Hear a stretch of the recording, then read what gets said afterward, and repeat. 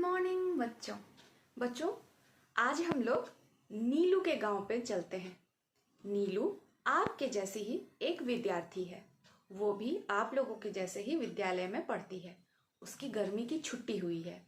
ठीक आप लोग भी जैसे गर्मी की छुट्टियों में अपने गांव घर जाते हैं, वो भी अपने नाना नानी के गांव जाती है। नीलू वहां जाने के बाद उसे याद आता है कि कैसे बचपन में वो पेड़ में लगे झूले में अपने भाई बहन लोगों के साथ झूला झूला करती थी और वो बहुत उसको मजे आते थे झूला झूलने में। नीलू ये सब चीजें याद कर रही हैं, लेकिन चारों तरफ का नजारा उसे बहुत उदास बना दे रहा है क्योंकि गांव अब बदल चुका है। नाना जी समझाते हैं कि वो झूला अब इसलिए नहीं रहा क्योंकि गांव को तालाब की जरूरत थी। पानी की दिक्कत के कारण सरकार ने वहां पे पेड़ों को कटवा के एक तालाब बना दिया है। नीलू बहुत दुखी हो जाती है। तो अब नीलू ये सोचती है कि क्या क्या बदलाव वो अपने आसपास देख रही है। नीलू सोचती है उसके आसपास क्या क्या बदलाव हुए हैं। पेड़ कट के तालाब बन गया, कच्ची सड़कों की जगह पक्की सड़कें बन गई, गांव के अधिकतर घरों में शौचालय का निर्माण हो गया। नीलू की स्कूल की छुट्टियां अब खत्म होने को है। नीलू अपने विद्यालय वापस आती है। जिस दिन विद्यालय खुलता है उस दिन टीचर, जो शिक्षिका उन्हें पढ़ाती है भूगोल, वो उन्हें पूछती है कि आप लोगों ने गर्मी की छुट्टियों में क्या क्या किया, किस तरह से अपनी छुट्टियों का सदुपयोग किया। बहुत सारे बच्चों ने अपनी अपनी राय दी।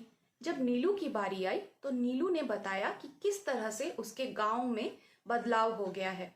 चारों तरफ बहुत सारी चीजें बदल चुकी हैं। टीचर कहती हैं कि यही जो हमारे आसपास चारों तरफ दिख रहा है आपको, यही तो है पर्यावरण। नीलू पूछती है, पर्यावरण? शिक्षिका कहती है, हाँ, पर्यावरण। जो हमारे आसपास सभी वस्तुएं जो भी हम देखते हैं वही तो है पर्यावरण। नीलू फिर से सोचने लगती है, ओ, तब तो ये मेरे विद्यालय का भवन, ये भी पर्यावरण, खेलकूद का मैदान, वो भी पर्यावरण, मेरे दोस्त साथी, वो भी पर्यावरण, और ये जो मेज कुर्सी, ये सभी पर्यावरण के हिस्से हैं। अब शिक्षिका बताती है कि पर्यावरण तो ये आसपास की जितनी भी वस्तुएं हैं वो सारी हैं, लेकिन इन वस्तुओं में कुछ वस्तुएं मानव निर्मित हैं और कुछ प्राकृतिक। टीचर बताती हैं कि कुछ प्राकृतिक वस्तुएं हैं जैसे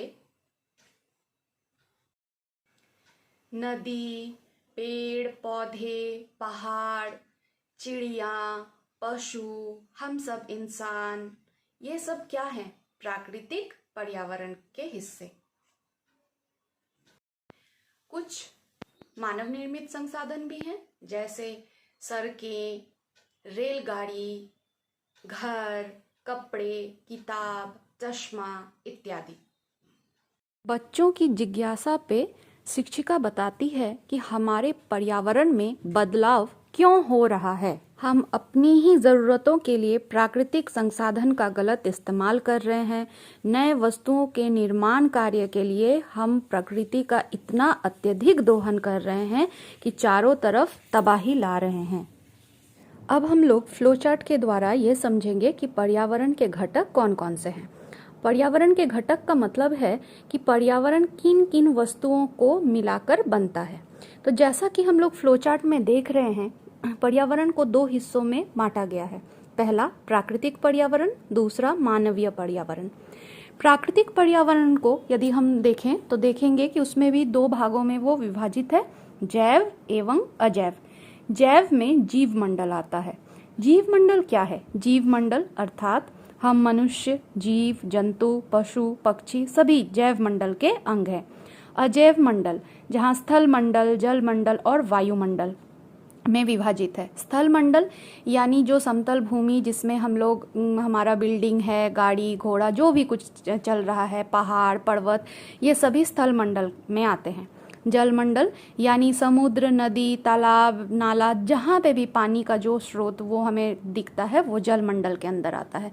और आप लोगों को पता होगा कि नदी, तालाब या समुद्र ये सब में भी जीव मंडल का निवास स्थान है। जैसे कि छोटी मछलियाँ रहती है, बड़ी मछलियाँ रहती हैं, शार्क, व्हेल या छोटे छोटे कीट पतंग भी रहते हैं।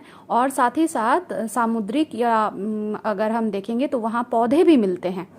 फिर आता है हमारा वायुमंडल। वायुमंडल यानी जहाँ से हम सांस लेते हैं, जो हवा चलती है या जहाँ पे हवाई जहाज उड़ता है, वो सब कुछ मिला के हमारा वायुमंडल निर्मित करता है। दूसरी तरफ यदि हम देखें तो मानवीय पर्यावरण क्या है। मानवीय पर्यावरण को भी दो हिस्सों में विभाजित किया गया है। पहला है सामाजिक क्रियाएं, दूसरा है मानव निर्मित क्रियाएं। सामाजिक क्रियाएं क्या है? जैसे व्यक्ति यानी कोई एक व्यक्ति, वो उसका एक पूरा परिवार होता है, तो परिवार भी सामाजिक क्रिया में आ जाती है। परिवार में हम लोग बहुत सारी क्रियाएं करते हैं, एक दूसरे के साथ खाना पीना, हंसना बोलना, घूमना, सब कुछ करते हैं, तो वो परिवार का हिस्सा हो गया। तो वहाँ पे हम लोग सामाजिक क्रिया कर रहे हैं। फिर हो गया हमारा समुदाय, यानी जो हम लोग छोटे छोटे परिवार, एक ही जगह में बहुत सारे लोग जब हम लोग रहते हैं, घर अलग अलग ही क्यों ना हो, तो हम एक समुदाय का निर्माण करते हैं। समुदाय से आगे बढ़ें तो धर्म, कुछ लोग एक ही धर्म को मानते हैं, कुछ लोग दूसरे धर्म को मानते हैं, तो धर्म में भी हम लोग तरह तरह की सामाजिक क्रियाएं करते हैं। तो ये भी पर्यावरण का एक, मानवीय पर्यावरण का एक हिस्सा है।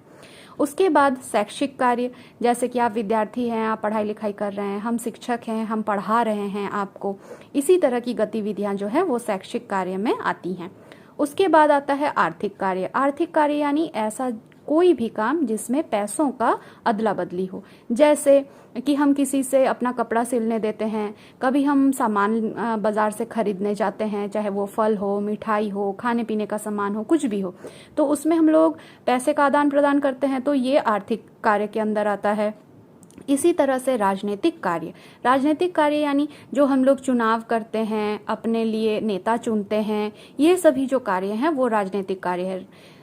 दूसरी तरफ यदि हम देखेंगे कि मानव निर्मित क्रियाएं क्या क्या हैं, तो सड़क, वायुयान, रेल मार्ग, पुल, पार्क, इमारतें, उद्योग, स्मारक, ये सभी तस्वीरें भी हम लोग अपने वीडियो में देख चुके हैं कि किस तरह से मानव निर्मित संसाधन है। जैसे कि सड़क है वो हम ही लोग बनाए हैं, वायुयान या जो हवाई जहाज जिसको हम लोग बोलते हैं वो भी बनाने वाले हम ही लोग हैं, रेल मार्ग यानी ट्रेन, ये सब भी हम ही लोग बनाए हैं, पुल, ब्रिज, पार्क, सब कुछ।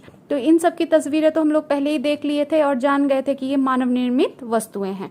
तो इसी तरह से बच्चों, पर्यावरण को दो हिस्सों में विभाजित किया गया है, प्राकृतिक और मानवीय पर्यावरण।